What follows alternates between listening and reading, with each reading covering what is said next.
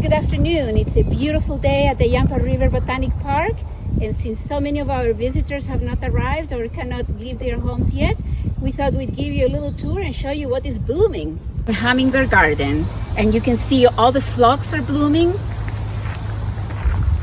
We also have some beautiful primrose on the other side.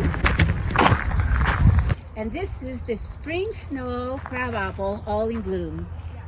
But the hummingbirds flip their wings 80 times per second, and they fly into Steamboat from Mexico every year. They come back every year. They fly 1,400 miles. And I always wonder, they don't have a GPS. How do they get here every year without getting lost? Wow, what a showcase this crevice garden is. It's a spring garden, it's in full bloom.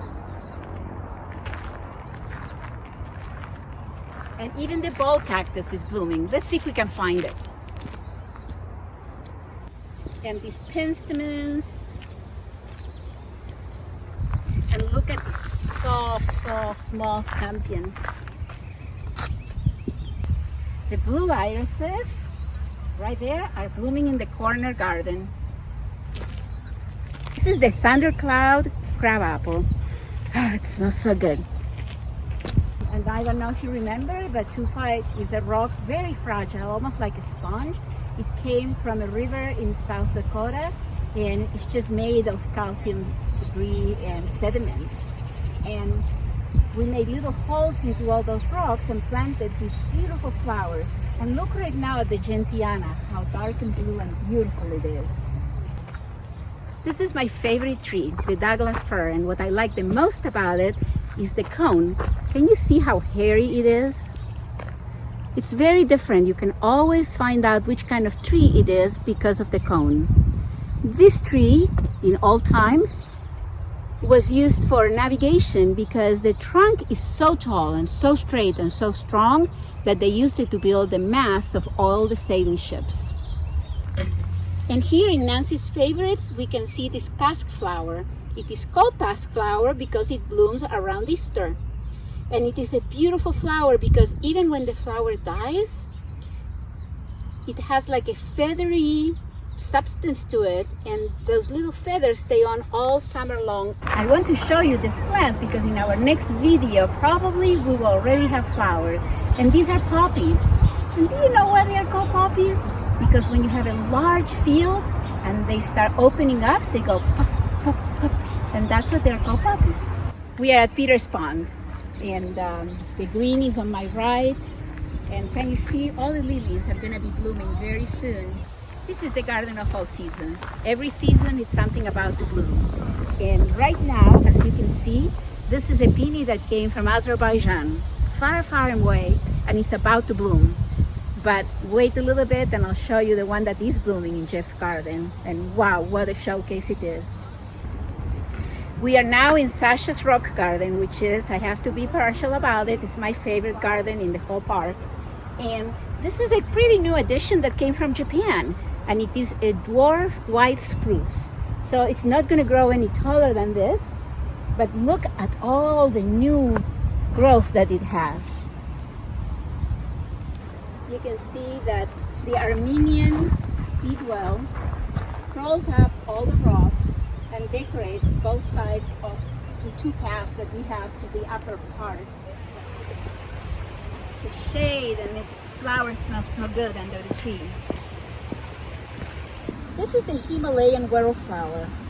This stunning flower blooms in Sasha's rock garden at only 6,800 feet. But originally in the Himalayas and in Bhutan, it grows only above 8,000 feet.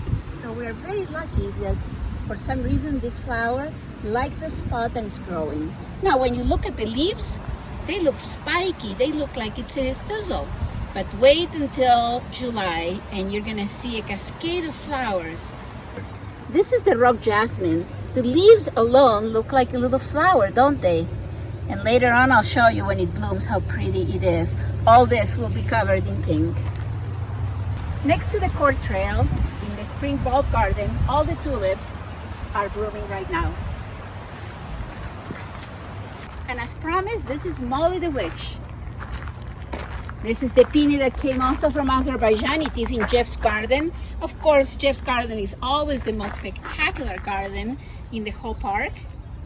And this is the favorite spot for all the brides to take pictures here. That is the dwarf Bosnian pine. Another dwarf tree. We have quite a few dwarf pines around the park, but that's the new addition. And Jeff planted that in his newly designed crevice garden that is part of his whole garden. Hundreds of little flowers grow in this tufa rock in Jeff's garden.